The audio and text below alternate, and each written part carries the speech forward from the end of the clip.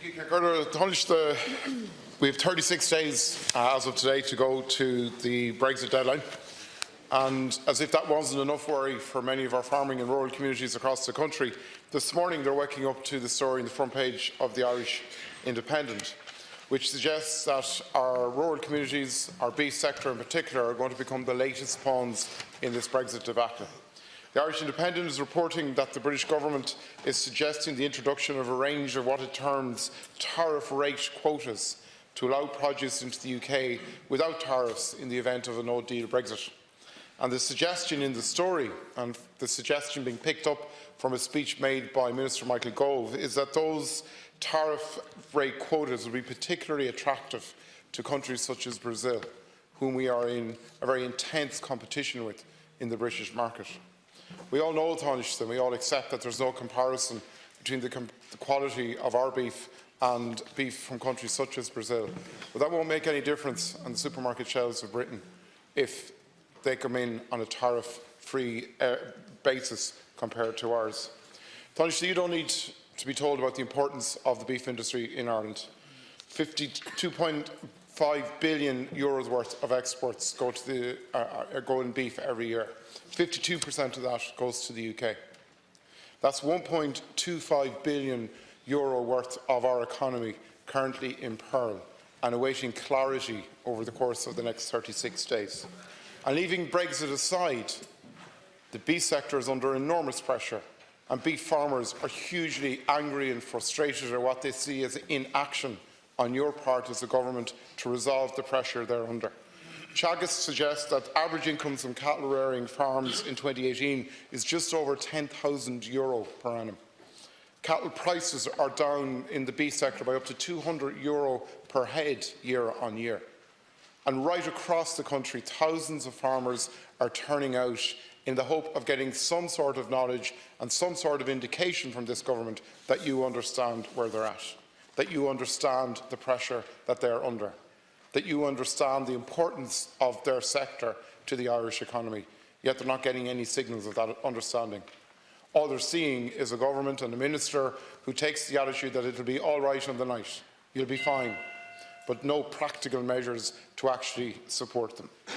And then, what's to add to that frustration, the remarks of the Taoiseach about cutting back on beef consumption did not help their case, or did not help their particular situation. So, Taoiseach, what I'm asking you this morning is firstly to comment on that story. Have you any knowledge in terms of your interactions on the Brexit issue about Michael Gove's plans post-March 29th? What plans have you in place now to assist the Irish beef sector and to assist Irish farmers in the coming days and the coming weeks to get extra supports from Europe to get through this particular challenge? And what work is being undertaken to deal with this threat to our sector? First of all, Deputy, thank you for raising this issue because it's a hugely serious one. And as a former Minister for Agriculture, I can assure you that I, and indeed Michael Creed and the Cabinet as a whole, is more than aware of the potential threats to the agri-food industry and to the beef sector in particular. There's about 130,000 farm families in Ireland, and about 100,000 of those get income from beef. 60 to 70,000 of them get all of their farm income from beef. So when it comes to Irish agriculture in terms of the numbers, beef is the most important issue, and we are very, very aware of that. That is why the Department of Agriculture has done a detailed assessment in terms of what the impact of a no-deal scenario could be in a worst-case scenario.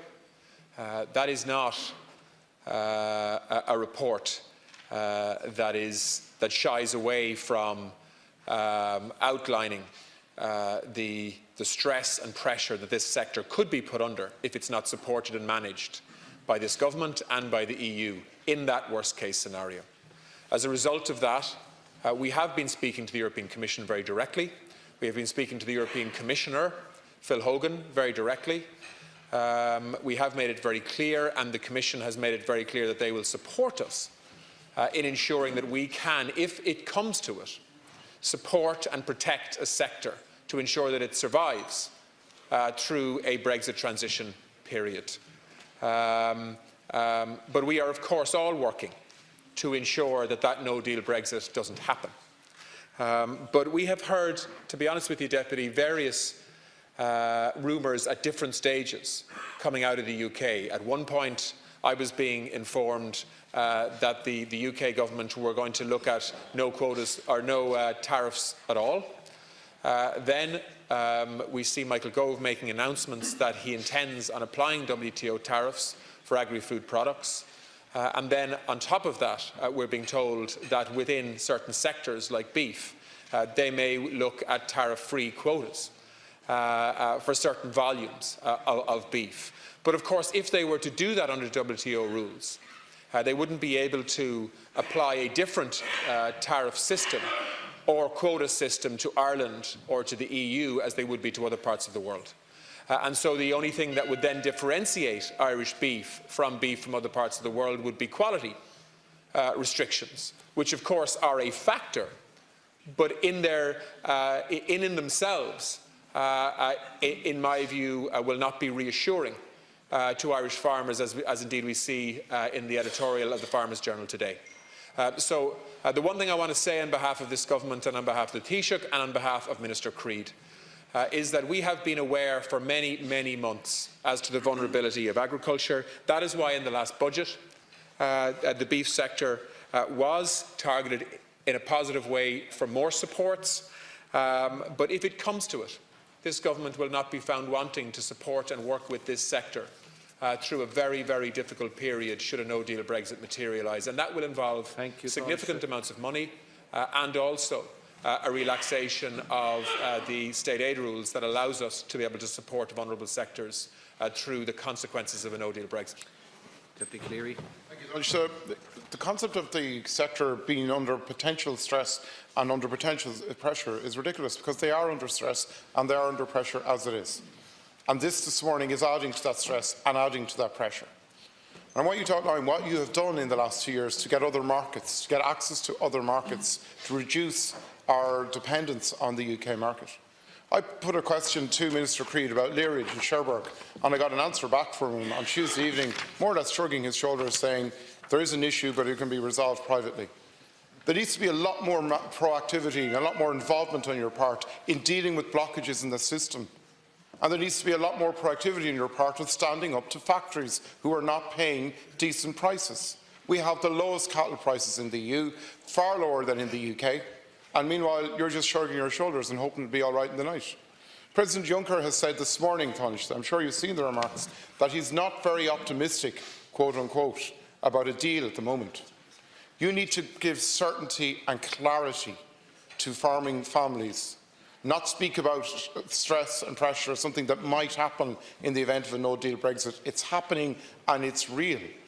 And if you want to understand the frustration, I advise you to look at the minutes of the joint Oireachtas Committee meeting on Agriculture last Tuesday and see the presentation that was given by the Department of Agriculture and Beef, and look at the reaction of members, including those from your own party, to the poorness of that presentation, the complete lack of understanding of the pressure the sector is under, and frankly the lack of any plan to deal with it. Deputy, I can assure you that this government understands only too well the pressures that the sector is under. It's been a difficult year for beef on many levels. But regardless of the question marks and frustrations that some people may have in relation to factories and their interaction with farmers and so on, and that is an ongoing, as it should be, testing relationship, there is something much more fundamental that needs to be dealt with now in the context of Brexit. And that is the issue that we are focusing on. This is a government that has always prioritised agriculture and farming, and always will, while my party is part of a government. And because we have, at a very early stage in the Brexit discussions, realised and focused on the vulnerabilities of the agriculture and farming sector, we will be prepared for that if we need to be in the context of a no deal. And you ask for certainty and clarity. You cannot provide absolute certainty if the other partner that is part of the decision-making, i.e. the UK, cannot provide that either. We have always approached Brexit by necessity, having to adapt to decisions that are being made in Westminster. And that is what we will continue to have to do. But we have a close and ongoing cooperation and discussion and partnership with other EU member states and the Commission, who recognise the unique vulnerability of Ireland, particularly in the beef space, but in agri-food generally, and we will respond accordingly. Deputy Pearse Doherty.